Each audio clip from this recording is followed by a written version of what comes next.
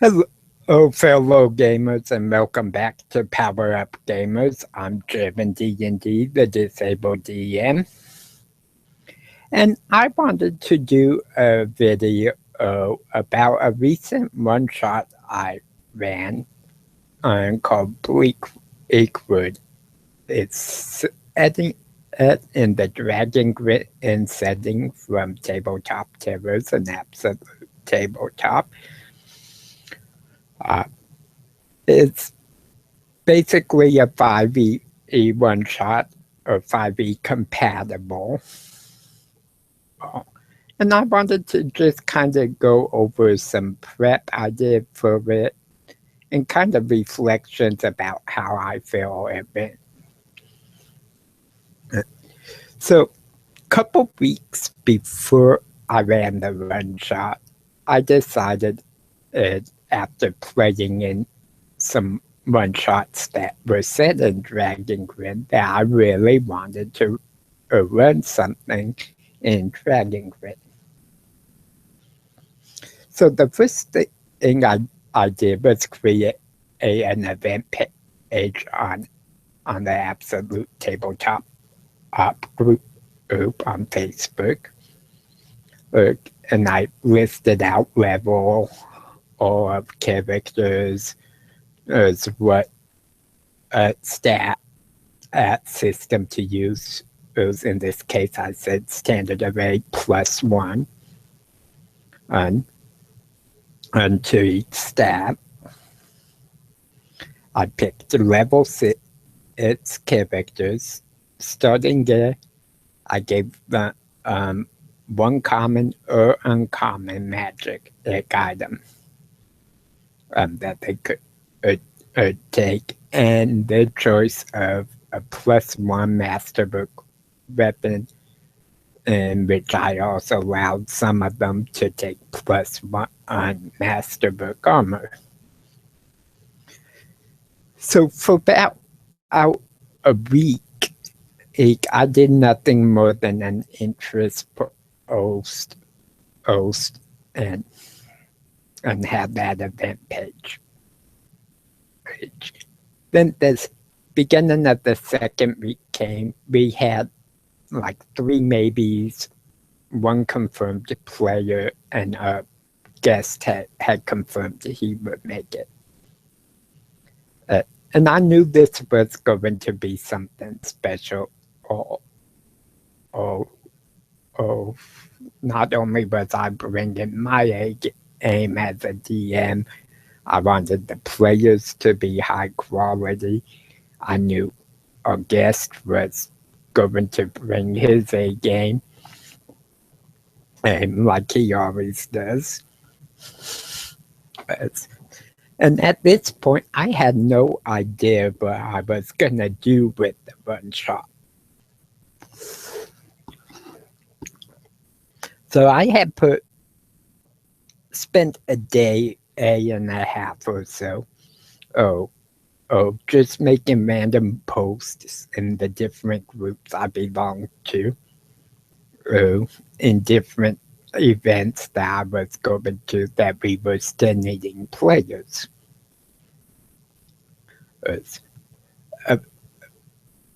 About 24 hours later, I had like 8 people that were interested and had confirmed they could make it. So I went through the list. I saw Curry A. Donald and Chris had all said they could make it. Paul had said he could make it, and then Tyler had PM and the mayor left a message saying he was interested. Now I knew Corey and Chris were L. I knew our special guests were Bookville. I knew Donald were Bookville. So I picked those 3 players right off the bat, because I've had had them in other one-shots, other campaigns.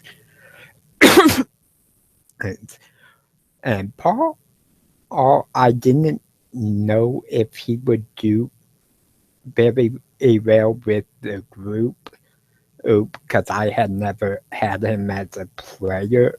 I had sat under him as a DM and for a one shot, and I knew he could deliver the kind of quality I wanted, but I wasn't sure how they would fit into the group.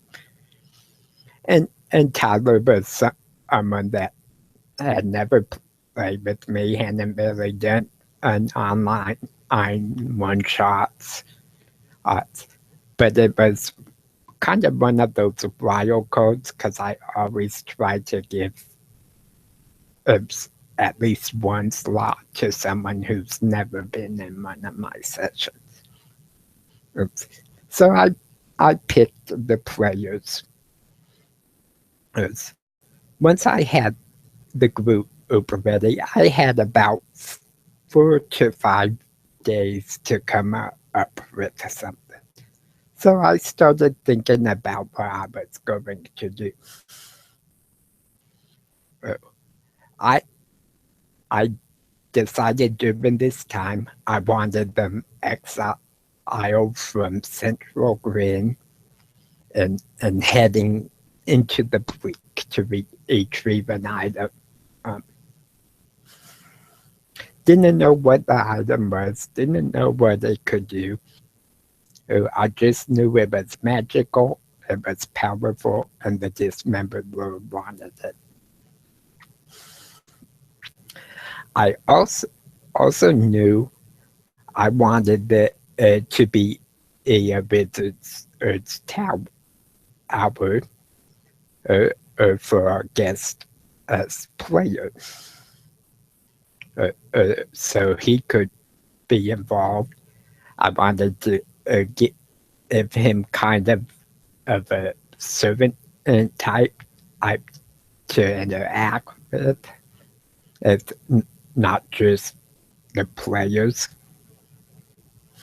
So I gave him a goblin named Kindle that had grown up in the Bleak and came out of it kind of twisted and not looking like the normal goblin.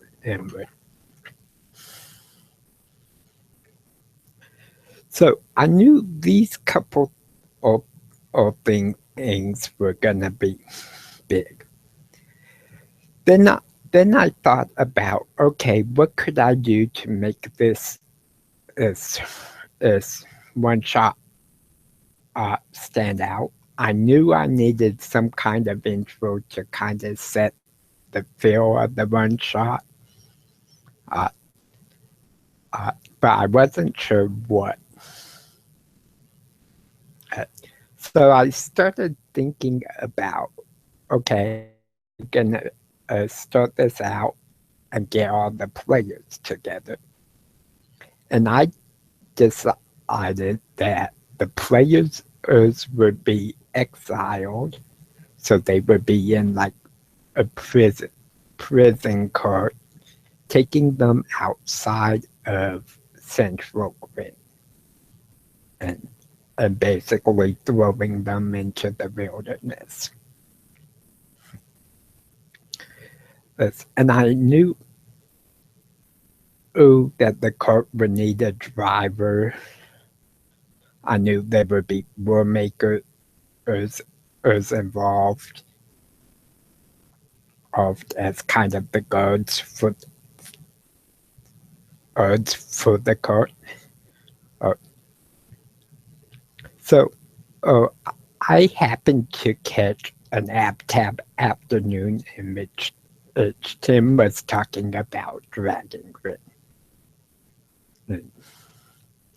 And I asked a couple questions about, did the dismembered lord have a son? What were the primordials like? What were Typhons like? and some of the different things that were instrumental in the setting of Dragongrin. And, and Tim was kind enough to answer my questions among other people's questions. And from that, I got and playing in one-shots in the Dragongrin setting, I got a really good feel for what the setting was like. So, I decided that evening. Now, at this time, I had like 3 days left before the one shot. I decided I wanted to do the intro where I had some crimson leaves from that had came and some feathers that had came from Sicily through the Bleakward, and that during that time, I would describe a phoenix flying high above Dragongrin, and that this phoenix was as a symbol of hope, and unlike Dragongrin, and which has very little hope in the setting, that this phoenix was kind of opposite of that. So I was like, okay, what would, if this phoenix represents hope, what would losing hope mean to this part of the introduction? And I'm like, well, it means the phoenix would start crying and then it would die. So I had that in my mind. And then I'm like, okay, so this phoenix is dying, turning to ash. It's going to fall towards the ground. And that ash and the rain's going to fall on the oak of this figure. And this figure was going to be basically the driver of the car years as after, like 30 years after the exile took place. And he was going to be this kind of hermit who knew what he remembered, knew what was going on, but nobody believed him, and they all thought he was a drunk fool who was crazy. So I was like, okay. So this figure is going to go into basically a grungy tavern, sit by the earth, and he's going to recollect his memory of the exile. And that is basically all I had prepped. I had nothing wrote down. So the time of the session came, and it was like earlier that day. And I'm like, okay, so I got this intro. I'm going to divide it up into 3 parts. I'm going to do the part up to it. This old mad hermit sits at the earth stone and begins to speak. And then I cut it off right when he's beginning to talk. Then I'm going to introduce the channel, because I wanted to give our viewers something that would draw them into watching the whole thing right away. I didn't want them to get 20 minutes in and just be starting the session. And so I allowed out all the players and our guests to give a short intro. I told them to introduce only the name of the characters. And I gave them the chance to plug the channel, products, etc. And then I did the second part of the intro, in which I only knew that there was going to be a kind of this almost funeral procession of the prison guard out of a city into the wilderness, and that the players were on that cart. So then, and I went back, I did a couple things before the session. And I decided it would be nice to have some props to help set the tone. So I looked around. I saw I had a black heavy winter coat that would look as if someone was wearing a hooded cloak. I saw a wooden staff that I had that's in the middle of being carved into a cane.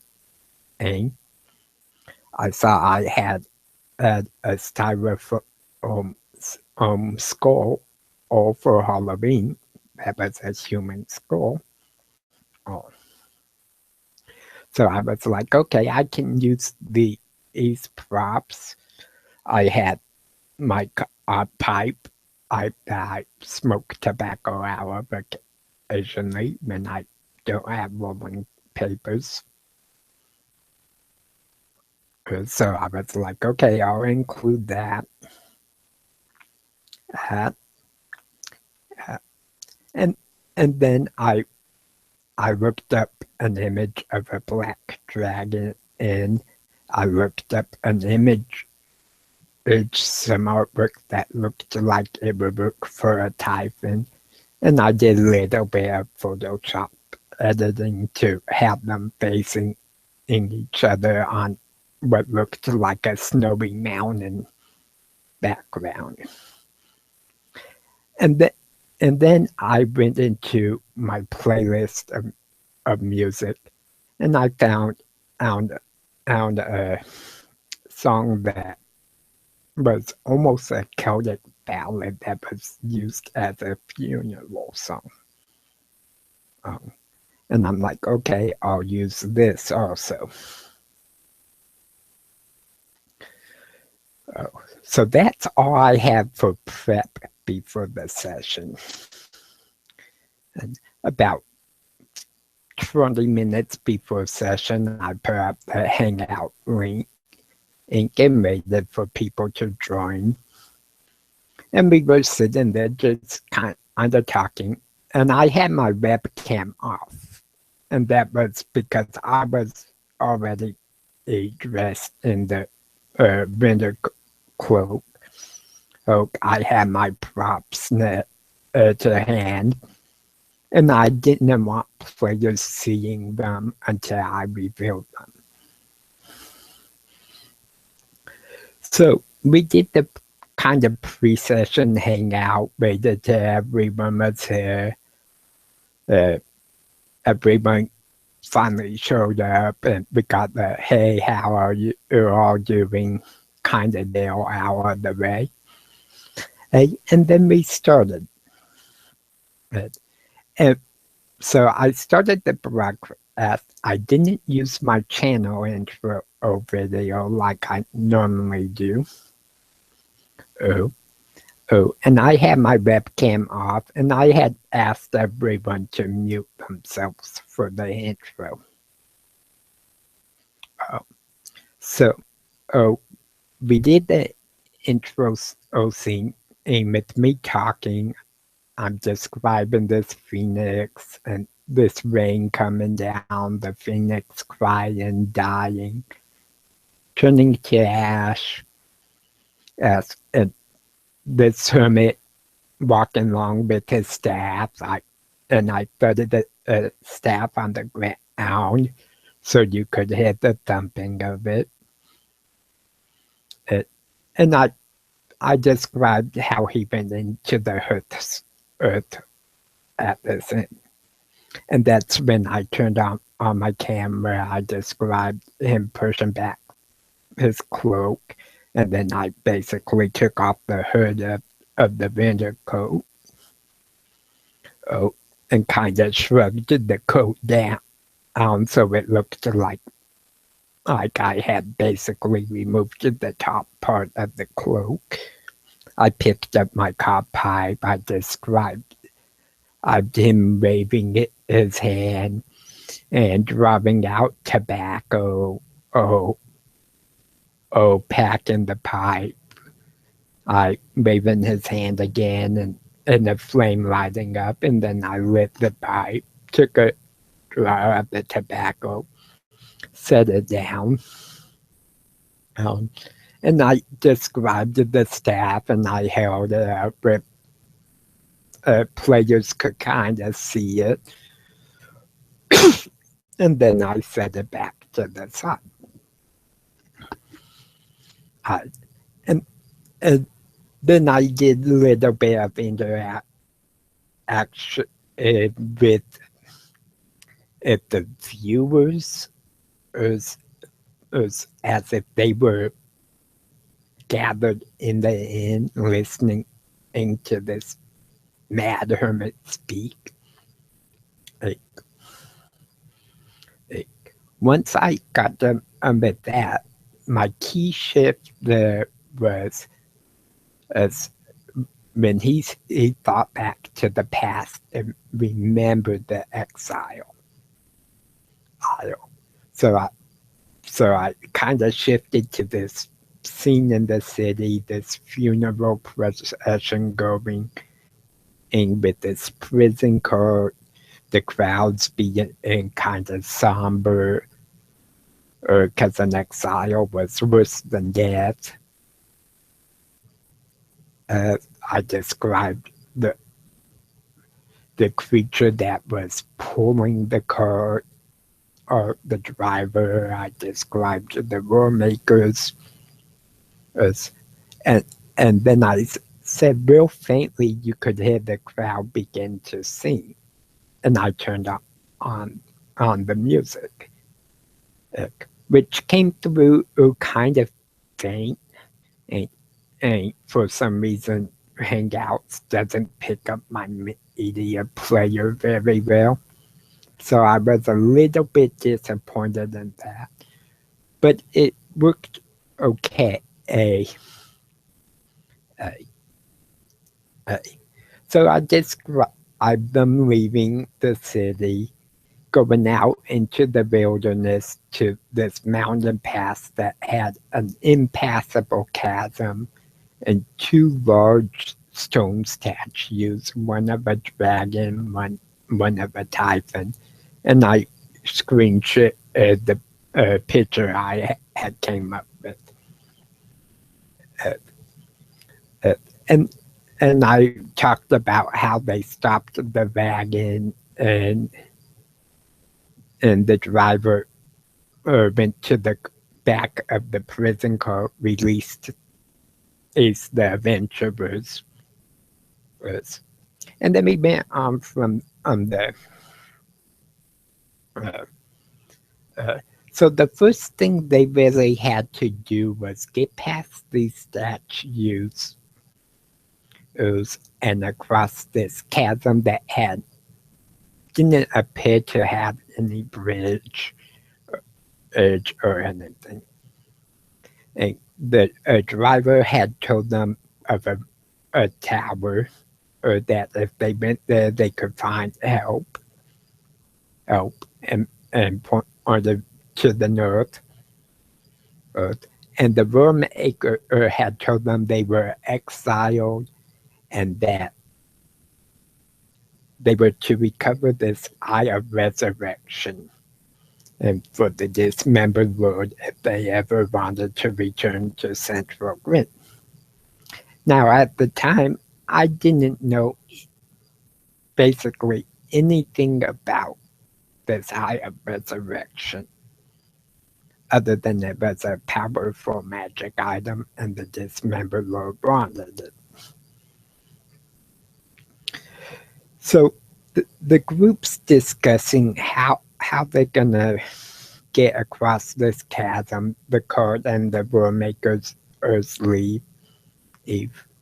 And I gave them a clue open, and I had the statue's eyes open up and glow.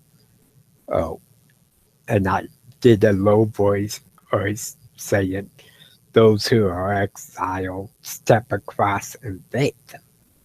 And one of the players decided to kind of test the footing, and he was surprised to find that he could basically walk straight across us. So this crossing this invisible or platform kind of thing, and they're looking down. They see darkness. They hear something moving around down there. One of them tries to cast dancing lights to outline this invisible foothold they're walking on, and there was nothing to outline because it was just basically a part of the landmass itself that extended out. It just couldn't be seen. So they get across us, they go up to the tower, they meet with Tim's character and the goblin. And for Tim's character, all I had told him beforehand was I wanted his character to be kind of like the Joker and Batman, if the Joker was a good guy and kind of a scholar. And I wanted him to know about the effects of the Bleak's ache and the storms and what kind of creatures came out of it. And I also wanted him to have a special way down the far side of the mountain that his tower was on. So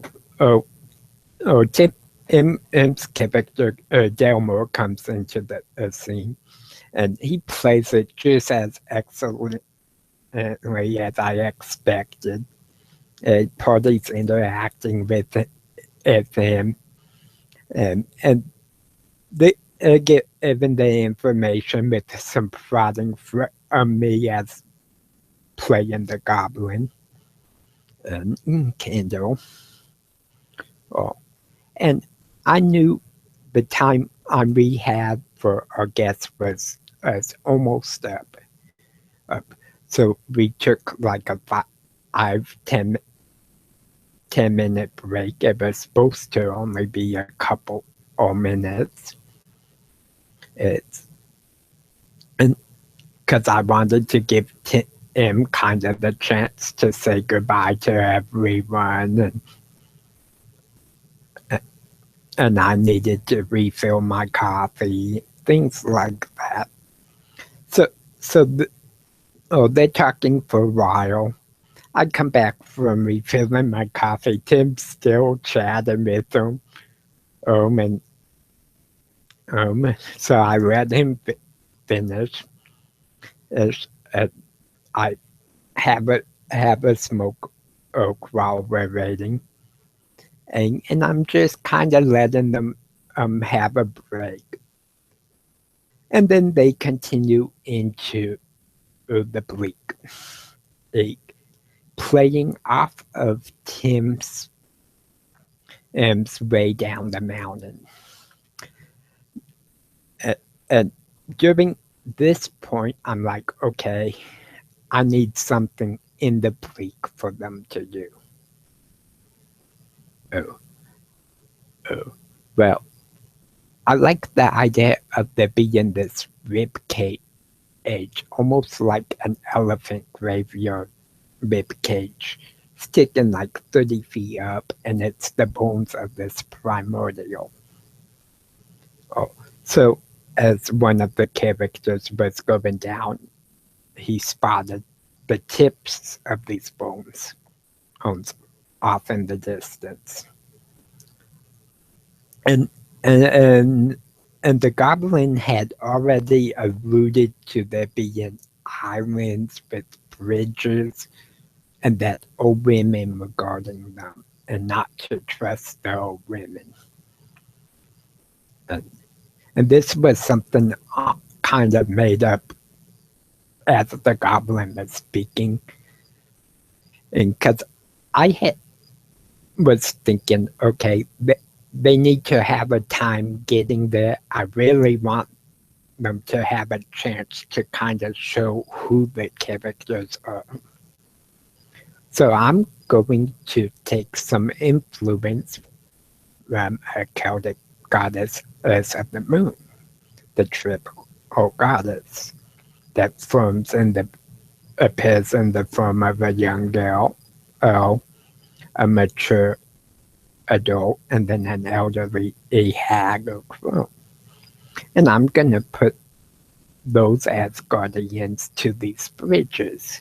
And they'll ask for possessions or memories or things that were important to each character. And they'll have to deal with that to get across to where they're trying to go. So they get into the Bleakstorm. They meet up with if these women guarding the bridges. And I ask the questions. I have them give up their favorite possessions, etc. And really got to understand what each character was about.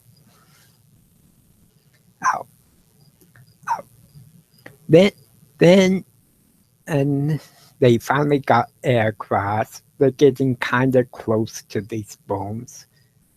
I'm like, okay, the bones are going to lead down into a tunnel. The tunnel's going to lead into kind of a cavern temple. And the temple's going to have an altar and a gong that's going to have a small riddle on it. And the Eye of Resurrection's going to be sunk into the altar so that they have to solve the riddle to get the eye. So they go in and they spend some time figuring out spells and stuff that they think they'll need. They ring the gong, and I'm describing everything as throughout the one shot as vividly as I possibly can, try and hit all the senses. And they finally get this as and basically a stairway forms up to an opening on the ceiling. And now, I didn't tell them they were basically in the stomach of this long dead primordial at this point. All right. But I did have some tremors coming from the gong that was starting to collapse the ceiling. So I had them all roll a 1d4, and those who made 3 or 4 were able to get up the stairwell just fine. Unfortunately, 2 of the party couldn't. So I wanted there to be like an emotional scene where characters basically were going to die with no hope. Oh, so this started happening. Stones were falling, collapsing in it, and I gave them chance for basically deck saves to get out of the in time. Two players failed. Oh, so I had them describe what it was like for them as they were starting to be pinned down by rubble and in in very dire straits. Eight, eight. So during this time, right after the descriptions, something happened that I didn't expect. I did not expect that those that had made it out would go back in the cavern to try to save them, carrying in the magic item they were sent to retrieve. I wasn't sure if they were gonna go back down and leave and hide the magic item where it was safe or not. But they didn't do that. So they go down, and in one of the most wonderful uses I've seen of Liamon's tiny hut, Lake X, which was played by Corey, rushed to where his party members were slowly being pinned into the ground and in very bad shape, cast as Liamon's tiny hut, which basically prevents them those three from being buried alive. They shattered this pile of copper-earthy rocks that had enclosed them, shards of which embedded themselves into two of the characters. And, and I didn't tell them others at this point that they had chunks of these rocks in their boots as well. Oh, oh. I had them describe how they were being saved, getting out of this pile of rubble, looking around to find out that they are no longer in a dirt-filled tunnel, but inside the belly of a giant beast. Is the stairways to so they try to climb up it to realize it's basically the throat of the primordial. They come out on its snout, make their way down and hide. And the primordial lumbers off because I wasn't about to have them fight something that powerful. It would have been a TPK. Although they certainly could have done so if they had wished. And then as they were hiding, they were discussing what to do with this Eye of Resurrection because it just brought back a primordial from the dead who's been dead for millennium. And something interesting happened here. All four of the players were like, we're not returning this to the Dismember Lord. Even the one I had gave the chance to betray the group to. Oh. And then one was like, well, we did take a job and should follow through. And then the group was like, we didn't take a job, we were exiled. We weren't given a choice on this. Yes. And finally, the character understood him as like, yeah, we should keep this safe. So they decide to head further into the Bleak as a group, which I thought was wonderful. And then I ended it with them walking into the Bleak floating in around them, and them being lost from view. I thought the players all had wonderful characters, interesting personalities. I thought they all played off of each other extremely well. And I couldn't picture it of going any better than it did. Now, looking back, there are a few things I would have liked that I think would have added a little bit extra. The first one being how my webcam's positioned and the zoom. I would have liked to have it positioned somewhere so they could have actually seen me kind of hunched over, walking towards my seat. Although I would have wanted it to be where they didn't see the seat as I was walking. I would have liked for them to see the entire staff and the school easier than they did. And I would have liked the music that I had chose to be clearly heard and a decent sound level. But given the limitations of the space I record in, the technology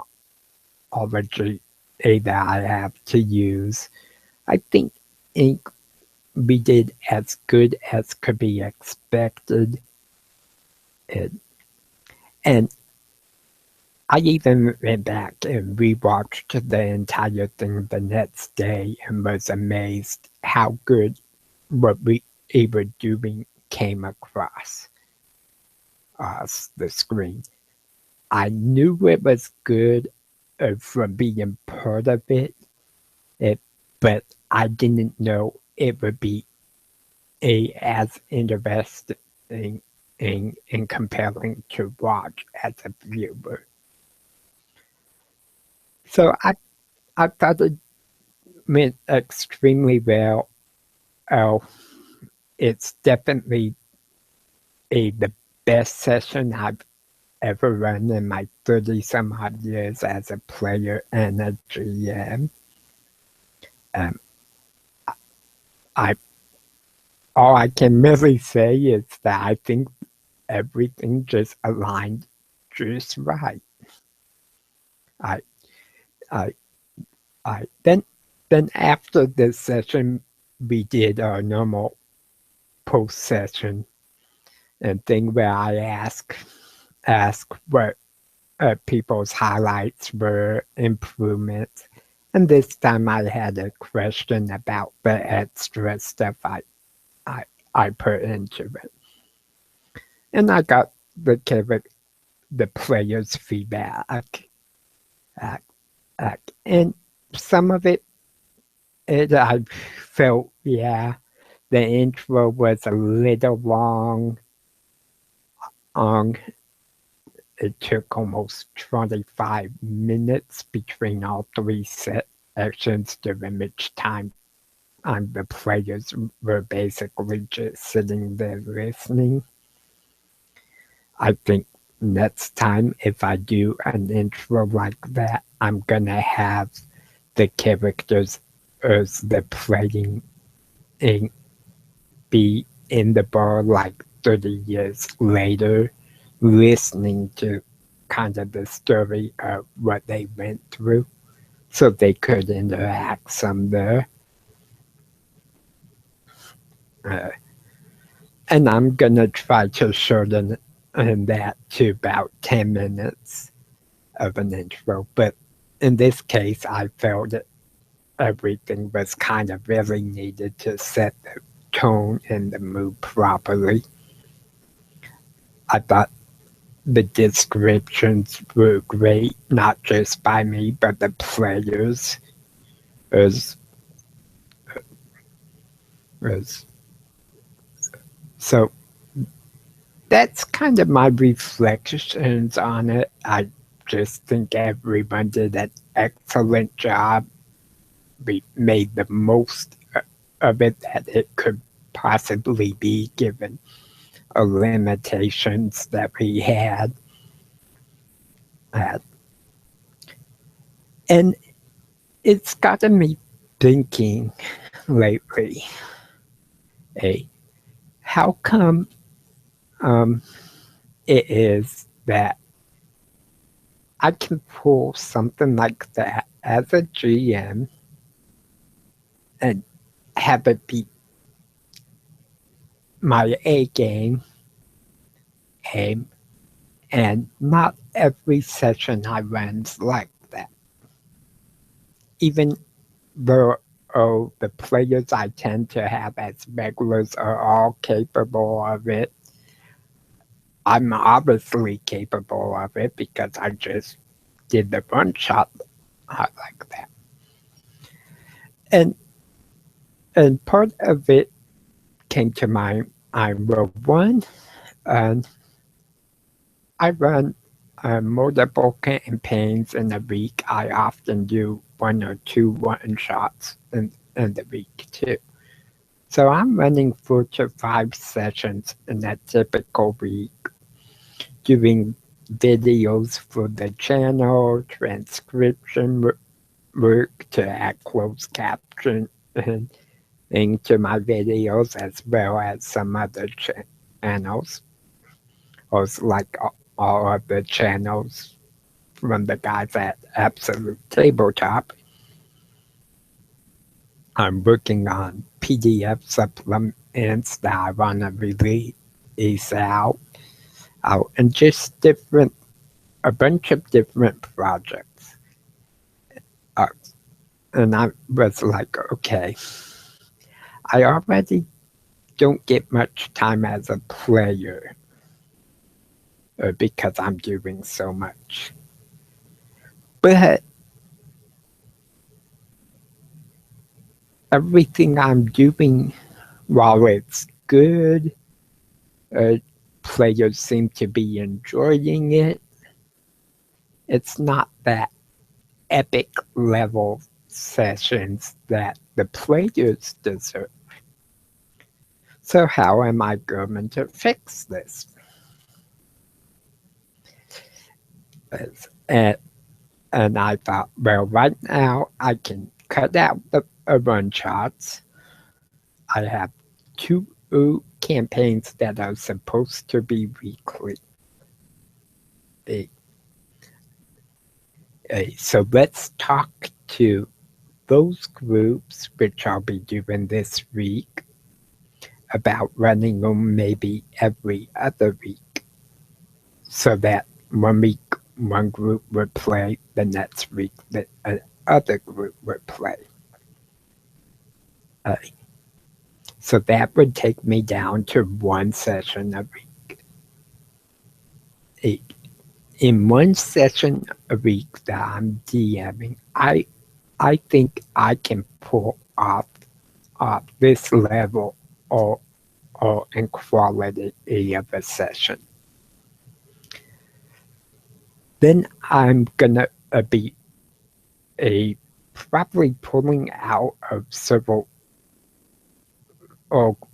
groups that I'm part of that I do one-shots with. It occasionally I'm in an ongoing campaign that I haven't hardly yet been able to make any sessions. I'm probably gonna just tell everyone that I can't continue that. And I'm going to be looking for basically one-shots from high-quality DMs with high-quality players that are of similar quality to the one-shot I did. And at least with how the session goes, if not the props and all that. But I want the same level of description and etc. in where I play in as well. Oh. So I'm gonna be looking for one maybe each week. I cut back on my videos to where I'm only putting out 2, maybe 3 videos a week now. So I think I can manage a high quality deal like this one shot. So that's kind of my reflections and kind of how it's affected me and really pushing me to have every session be the best it could possibly be. Really inspiring me to work heavy on the descriptions and the narrative,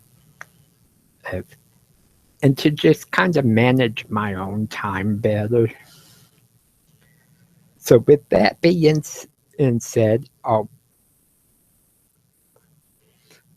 be sure to post a link to the Bleakward one shot, which we've been talking about, in the description and below. And I hope the viewers enjoyed this little video about how I prepped and kind of my reflections on the one shot. And until next time, may the dice always roll in your favor.